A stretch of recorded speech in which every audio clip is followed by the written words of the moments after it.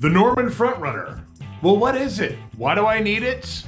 What's it used for? What's it trying to mimic? How do I tie this thing up? Hey, it's okay, folks. Sit back, relax. We're going to answer these questions and much more on this episode of Angling Archaeology. And don't worry, I'm not going to lead you in the wrong direction.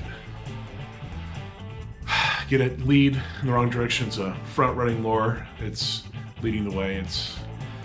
Anyways, I just watch.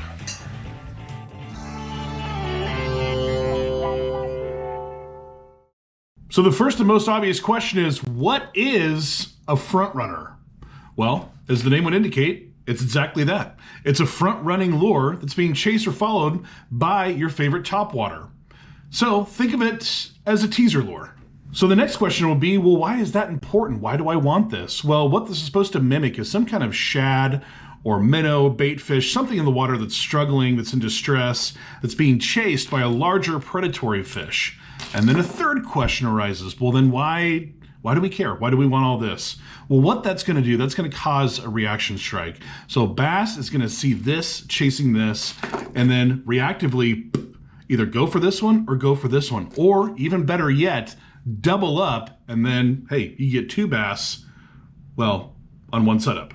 Let's take a look at how this is set up and how you can be most successful. Now, the back of the Norman packaging would tell you that you need to go at least 18 inches, and this is probably actually a little bit longer than that. Now, I'm going to give you my opinion of this lure. I'm going to give you the good, bad, and ugly and let you know my thoughts on this, and you take that for what it is. If you want to fish it, if you want to leave it at the tackle box, whatever the case may be. But let's start with the bad first. Bad news first. It doesn't matter what you're fishing. If you are a fly fisherman and you're doing a hopper dropper, or if you're setting up something like this, the more knots you have, the more opportunity for failure you're gonna get. So let's just start right here. So your line coming from your rod will be tied up right here. Then you have this one that then ties to this lure. So you already have 3 knots right here. That is 3 weak points that this thing can break. So for that reason alone, I'm not a huge fan of the lure because it's just excess. And in my opinion, less is more. And you'll see what I'm talking about a little bit later on in the video very clearly of why I don't like all these different knots set up. And not only that, you got more stuff tied together, it's more likely to get tangled. This is really more made, in my opinion, for open water. I wouldn't put this in any kind of brush or heavy cover or anything like that, because then this will get caught, and then this will get caught. And before you know it, now you're out 2 lures, you know what I mean? So you just have a lot of things going on. And then the presentation. And that's why it's important to make sure that you have a long enough length from A to B. And why that's important, because as you're reeling this in, if this is off, you could be poking this out of the water and this looks great. You're walking the dog, everything's going good, but this could be totally out of the water. So you gotta make sure that you give yourself enough line here so the presentation looks good, because how this is supposed to work is as this is doing this is kind of the motion it's supposed to be doing in the water. That's the idea. This is chasing this over here, then this moves over here. If you don't have enough line, it's not gonna look correct. If you go too short on your line, it's just gonna be goofy. If you have your rod tip up, it's gonna take this out of the water. So there's just a lot that can go wrong. It's busy. It's too busy, in my opinion. Now, I told you I'd tell you some good, so we'll come up with some good news for you. But where this would probably shine best is gonna be at your farm pond. Obviously not one that's full of moss or a lot of coverage and things like that, probably more open water type farm pond, but something that's stocked, maybe a neighborhood pond that's got big bass, they're hungry, they're not used to seeing something like this, and they're gonna react to really anything. So anything you throw out there is gonna be fantastic. Another time this would shine is when the shad are really popping out of the water. In the last month, there's been a ton of bait fish that have just been going crazy. So I think this time of year and in the spring, when you really see a lot of those bait fish and those shad that are cruising around, put this to the test and see if it works. So if you have a guaranteed place that is a fish catching machine, you got a little pond out there, farm pond, neighborhood pond, whatever else, put this out there. It'd be fun. You could probably double up. That'd be fantastic. Or if your local lake that you go to has a ton of bait fish and you think you can get away with throwing this, fantastic. The lake that I was at this morning, where I have my lake lot, it didn't work as well. And I was doing a lot of open water, and quite frankly, I probably went a little bit later than I should have. I try to wake up early, folks, but I'll tell you, on a Sunday, sometimes you like to sleep in. So I still get up at 6:30, which, I'll be honest, that was pretty impressive for me. But anyways, make sure you got some low light conditions. You've got some kind of bait fish in the water. That's really the only time. Or if you've got a pond that's not used to seeing, it's not pressured, anything's going to go after it. That's the kind of time where you need to, tie this on and give it a chance. Now, Norman sadly no longer makes the front runner, but there's good news out there. There is other companies that produce very similar, we'll call them teaser lures or front running lures. And heck, I think there was one that just came out this year from Bill Lewis. I think it's called the Zigzag. Correct me if I'm wrong, folks. You're going to need to fact check me on that one. But they consider that a new lure for ICAST 2024, which I think it's funny that they call this a new lure. Now, hey, we're Angling Archaeology. We have to have a little bit of a history lesson. So the earliest I can find for this lure is that it came out in 1996. And we got an article here from a newspaper in Springfield, Missouri that talks about this as a new hot lure for 1996. And the manager at Bass Pro Shop in the fishing department talked about how this lure is going to represent all the shad that are skipping on top of the water. So that's when this came out. So I think it's funny when, a lure company says a new lure when in all reality it's probably came out late 95, early 96. So it's been around for 30 years. But hey, it's out there. And there's a ton of these on eBay. They are a dime a dozen. They are all over the place, new and packaged. There's no shortage of these. You can find these. And I'll probably put a few of these on Angling Archaeology eBay as well, too, if anybody's interested in purchasing from me. If not, if you want to buy them new in box, I completely understand that. They're all over the place. But just type that in eBay. Boom. Hundreds of them out there. All right, so then the next question would be, well, what do you couple this with? Well, in my personal opinion, I think probably your best bet is just going to pick up a Zara. Just pick up one of these, walk the dog with it. Fantastic, great lure, easy to use, time-tested, been around forever. We need to make a video about this. This is an absolutely incredible lure. There's some really fun history on that, but that's for another episode. But you could also do something like a Storm Chug Bug if you wanted to. Something that's a little bit more downsized. If you wanted to do that, or you could even do a pop R, so you got options here. That's the great thing about this. You could use something more of a walking style type bait like this, or you can use, a popping style bait. Now, what did I do? I did something completely opposite. Now, when I first made this video, the intention was to throw a ton of topwater lures that are not supposed to be used with this. I thought that would be a hilarious video. Well, there's a reason why those lures don't work. We're going to show you those lures right now, not only on the water, but we're going to look at them in person. Tiny little history of those as well too. But there's a reason why on the back of the front runner package, it shows a picture, of a plug. It doesn't show a picture of some of these other ones. All right, so let me show you the first one that I wanted to throw out. The reason that I picked this lure is because it's also a Norman lure. I think it'd be really cool to catch something with a topwater Norman coupled with a front runner, and I thought that would be a lot of fun, but it did not work. We'll show you the video here on the water in just a second. Let's go ahead and put that aside, and that is none other than the Norman Weed Walker. Now, if you're not familiar with what this lure is, just take a quick glance at this, and immediately, what does this look like to you? Well, it's basically a skirted spoon with a flapper. I mean, and it's a great lure. What's cool about this, your skirted spoon is kind of limited to going over lily pads or heavy cover, whatever else. With this flapper deal, you can basically go over and cover, large areas of water and stir up water. And I thought, hey, you know what? That might work with this. Maybe. It might. You're not going to get the back and forth motion, the fluttering that you're going to get while walking the dog. But I thought maybe with the motion of this, and it looks like it's just following this, it might work. So if you're not familiar with what a skirted spoon is, I'll just show you here real quick. The original kind of one that I think a lot of us are familiar with is the Hedden Moss Boss. Just a great, and I've got a full skirted spoon video. You guys can watch that. I'll leave a link to that. But here's the Moss Boss, and this is in the 1982 Bass Pro catalog. So let's go ahead and turn the page a little bit, and we'll take a look.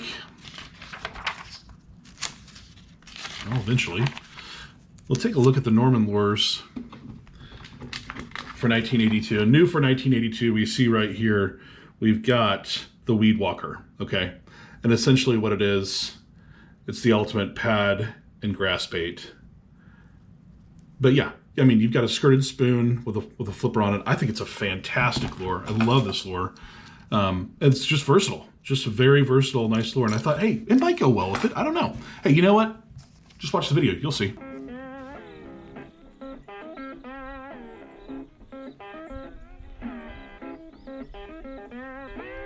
All right, tough to do this with one hand, but we're gonna see if I can kind of show you what the Weed Walker and Front Runner look like together. So if we can see, you toss it in there, and there you go. I mean, you get the gist. It's basically, you're just reeling it in. You're not gonna do the walk the dog motion like you are with the other lures, but it's gonna look something like that.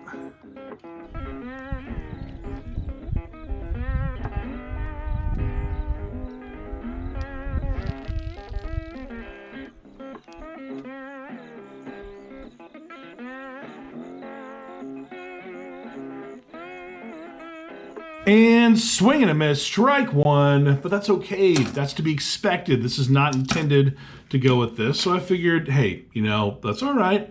We're moving on. We're just having fun with this. I was just going to see if it worked, you know, and it doesn't. So maybe it does, depending on what kind of pond you're at. So I figured, hey, you know what? This one's been time tested, one that's been around for ever and ever and ever. In fact, since 1902, is the Hedden Slope Nose. And what's great about this, you can walk the dog, you can use it as a popping lure. It's a very versatile lure that's just been around for quite some time. And what's cool about this lure is they got some really rare ones from, I believe, 04 and 5, 1904 and 5, that is, that have 4 hooks. So they actually have hooks that are going out kind of on the side right there. Pretty highly collectible with those. Way out of my budget. But we'll take a look. Did this one work? Well, let's find out.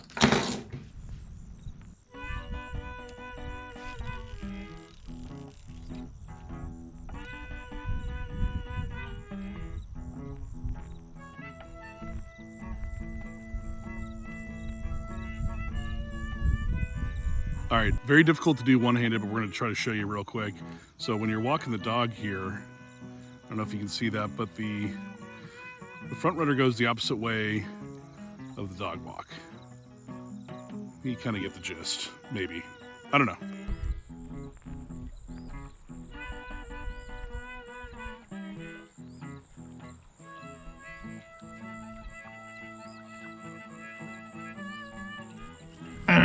Strike two. No, it did not work. You're probably asking yourself too, like, dude, why did you have gold? Gold with red belly. Well, I don't think it really matters, quite frankly. They're probably just going to see the red belly or just the fluttering in the water. I was just having fun trying to make it difficult for myself, and I certainly did. This did not work. So I have one final lure, and I'm going to show you that here in just a second.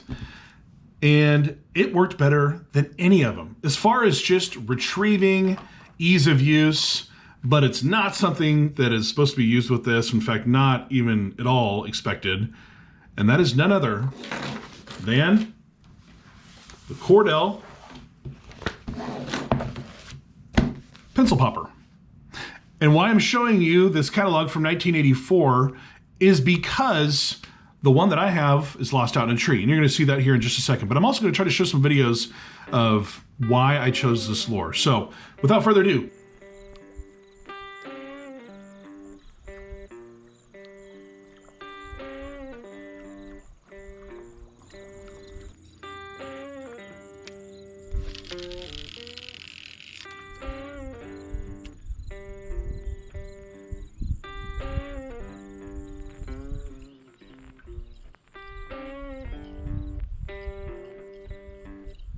honestly, I don't know if there's a lure on the market that walks the dog better than the pencil popper. I mean, this thing's action is incredible. Obviously, you can see I'm doing this with one hand. You know, your front runner should not be flinging through the air, but just trying to show you the action of the pencil popper. If I can get that, there we go. See, look at that, side to side, side to side. You get the gist.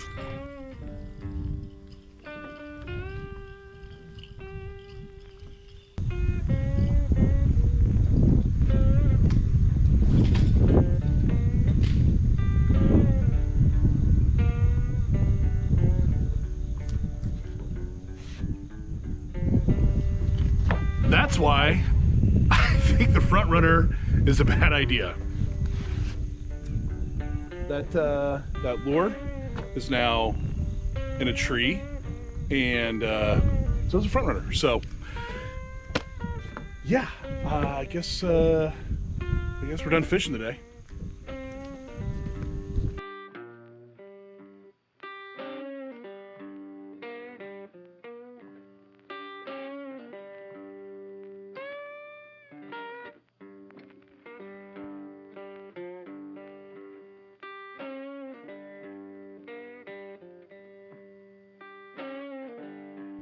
All right, so I can tell you right there, boom, strike three, we are out. But I think this one had the most potential. Let me tell you why I picked this. You're thinking to yourself, why in the heck would you pick a pencil popper, dude? That thing is supposed to be used for saltwater, stripers, larger game fish. Why in the heck would you put that on there? Well, for a couple different reasons. A, the popping, the walking of the dog. But more importantly, if you can see the back end of this pencil popper, let me see if I can pull this up here, because mine's in a tree, obviously. If you can see the back end of those, they're heavier on the back end than they are on the front of it, and that's so you can cast it out there. You can get this thing out there a country mile.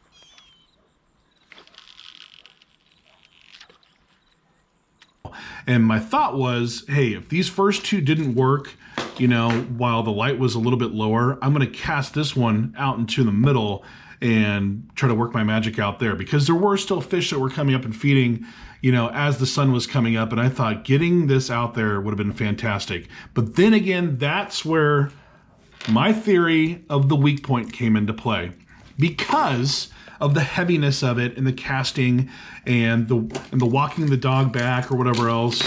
Just all the stress made it break right here. And this was the break point. So you got to think to yourself, as you're casting these things out, you're getting pressure right here. You're getting pressure right here. You're getting pressure right here. And then if you get a fish on, even more pressure.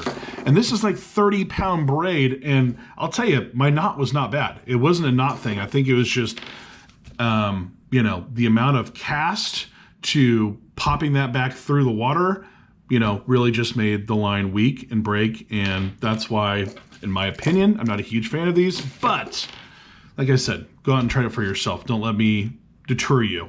But I think this would actually be a fun one to throw if, you know, you were striper fishing or whatever else and you wanted to try this setup, because I believe they make larger ones of these. I'll have to look. That'd be kind of a fun something to do. Maybe if you're like, you know, on the 10 killer, you know, South Illinois River or whatever else, and you're out there just hunting striper. That would be kind of a fun setup. So that's what I did, and none of them worked. All right, so this would have been a lot easier to show actually on the water, but I didn't. So we're gonna show you right here. So here's my mock setup that I've got right here, and it's a Lew's speed spool.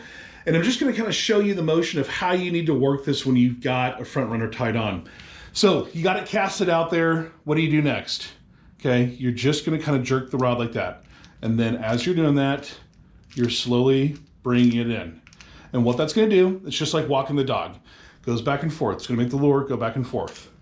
Okay, so just do that like you normally would. Your rod tip, like I said, is down. Okay, you wanna make sure that you keep that rod tip down. And that's important, because if you keep that rod tip up, what that's gonna do, it's gonna pop this thing out of the water. And I know they kind of said in that article in Springfield that they want it to look like a shad jumping out of the water. Well, you don't want this thing out of the water all the time. You want this thing to zigzag back and forth with the walking bait. But just like you would normally do with a walking bait, I hope that makes sense. Also, it's topwater, folks. Braid. Use braid. Well, I hate to end any video where I don't reel in a fish, but you know what? This was more about having fun with the lure that really isn't talked about all that much. And the front runners, it's a fun, quirky little lure. I mean, do you think this is more of a marketing ploy or a gimmick, or do you think it really works? Let me know. Type that down below. And don't be scared to try new approaches like I was doing, you know? Throw out the pencil popper, put up the weed walker, or heck, even throw something as old as a slope nose out there and see if it will work. You don't have to do exactly what the instructions say. That's what makes fishing fun. Just try something a little bit different. But I will tell you from experience that the instructions are probably usually always right. But that's, we're having fun. That being said, I want to thank you all for watching, liking, subscribing. And if you haven't done so already, please do like and subscribe. It really does help me out a lot. And we've seen some tremendous growth recently, and I can't thank all the new viewers, the original viewers. Thank you so much. I think it's fantastic. That's why I do these videos, to entertain you, and hopefully you learn a thing or two. Well, that's going to do it for this episode of Angling Archaeology, where we unearth the good old days. I want to sincerely thank you all for watching, liking, and subscribing. We have over 2,000 subscribers now. What? I never thought I'd get over 20, so that's fantastic. So, folks, until next time, thank you again, and we'll see you on the water. Thanks for watching Angling Archaeology, where we unearth the good old days. Don't forget to like and subscribe.